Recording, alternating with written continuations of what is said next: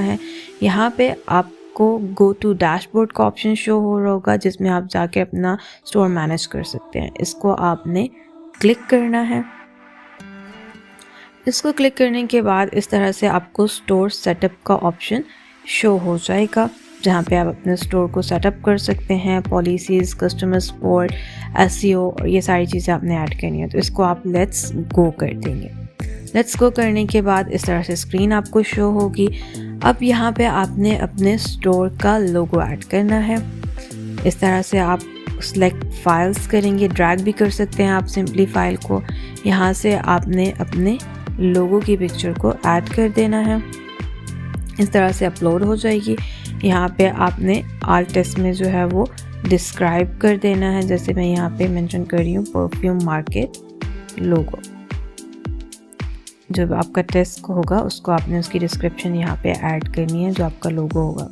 अब यहाँ से आपने सेलेक्ट कर दिया, ये आपका लोगो अपलोड हो गया। अब आपने अपना बैनर अपलोड करना है। तो सेम प्रोसीजर है, upload a banner for your store. आपका साइज़ भी यहाँ पे मेंशन है कि कितना साइज़ आप ऐड कर सकते हैं। पिक्चर पर क्लिक करेंगे, इस तरह से आपको शो होगा। अपलोड फाइल्स पे आएंगे, सिलेक्ट फाइल करेंगे।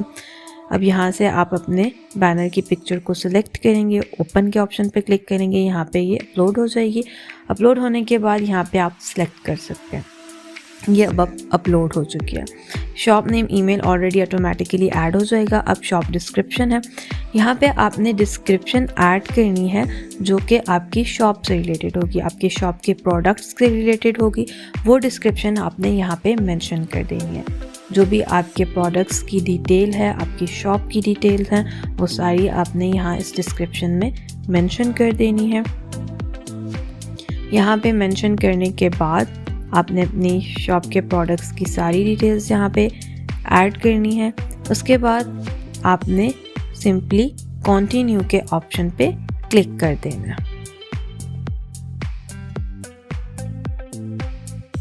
अब इस तरह से आप पॉलिसीज़ के पेज पे आ जाएंगे। यहाँ पे आपके स्टोर की पॉलिसीज़ ऐड होंगी। सबसे पहले आपने शिपिंग पॉलिसी ऐड करनी है। यहाँ पे आपने अपने स्टोर की शिपिंग पॉलिसी ऐड करनी है।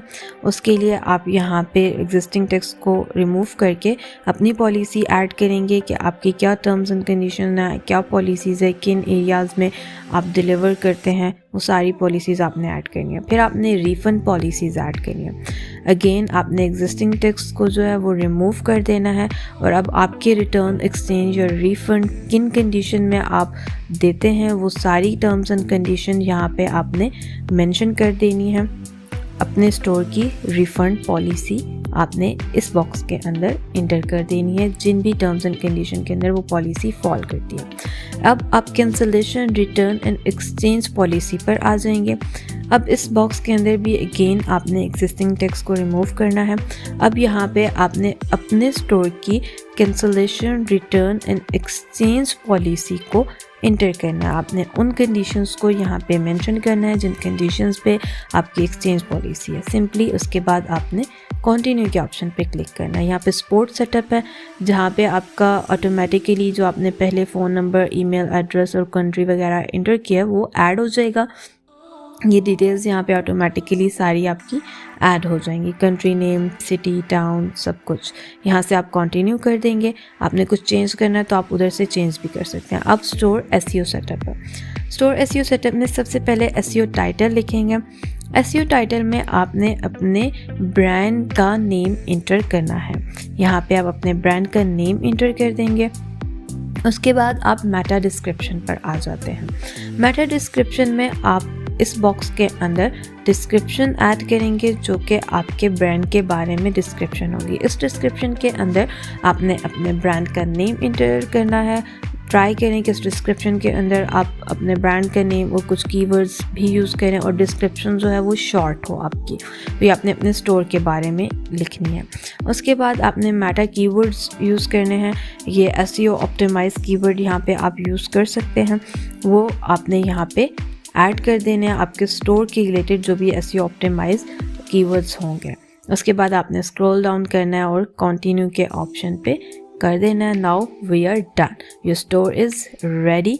तो अब आपने simply let's go to the dashboard के ऑप्शन पे क्लिक कर देना है। इस ऑप्शन पे क्लिक करने के बाद आपके सामने इस तरह से स्क्रीन आ जाएगी। ये आपके स्टोर का डैशबोर्ड है। अब यहाँ पे आपको राइट साइड पे कॉर्नर पे नोटिफिकेशंस शो हो रही होंगी। यहाँ से आप अपनी नोटिफिकेशंस पढ़ सकते हैं, जिस तरह यहाँ पे आपको शो भी हो रही होगी that you have subscribe for basic plan. अगर नोटिफिकेशन पढ़ लिया है तो आपने उसको यहाँ से डिलीट कर देना है ताकि कोई भी आपको कन्फ्यूजन क्रिएट ना हो। उसके बाद अब जैसे कि no data in the table, आपने वापस होम पे जाना है। अब यहाँ पे ज़ीरो हो गई आपकी नोटिफिकेशंस। अब यहाँ पे आपको अनाउंसमेंट का ऑप्शन भी शो हो रहा होगा। इसको क्लिक करेंगे तो इस तरह से आपको यहाँ पे अनाउंसमेंट्स शो होंगी। जैसे आपको अभी के लिए टाइटल में वेलकम की अनाउंसमेंट आई हुई है, इसको ओपन किया। अब यहाँ से आप रिप्लाई भी कर सकते हैं। अब यहाँ पे जो है वो सिंपली आप जो है वो you are talking to the admin. आपने जो भी अपना मैसेज कन्वे करना है, जो बात करनी है, वो यहाँ पे आप रिप्लाई में मेंशन कर सकते हैं। Simply you are writing here to the admin. अगर आपको कोई प्रॉब्लम फेस हो रही है या जो भी आपका इशू है वो आप यहाँ से रिप्लाई कर सकते हैं। अब